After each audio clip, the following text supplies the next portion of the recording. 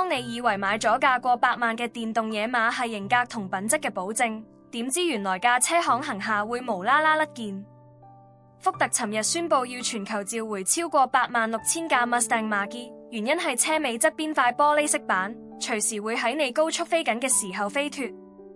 官方講到好輕描淡寫，話係固定件可能未達標。未達標？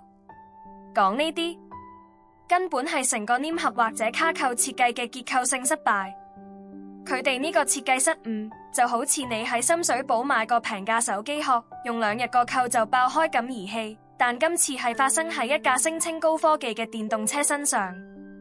一塊咁大塊嘅玻璃飾板，涉及嘅唔止係封咗同美觀，飛脫出街隨時變成殺人兇器，對後車造成嚴重威脅。去到呢度，等我做個總結，一間百年車廠連最基本嘅部件固定都做唔好，仲好意思講咩電動未來、創新工藝？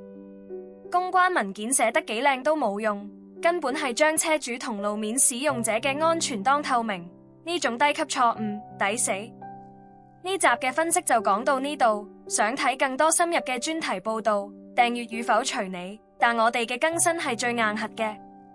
下集見。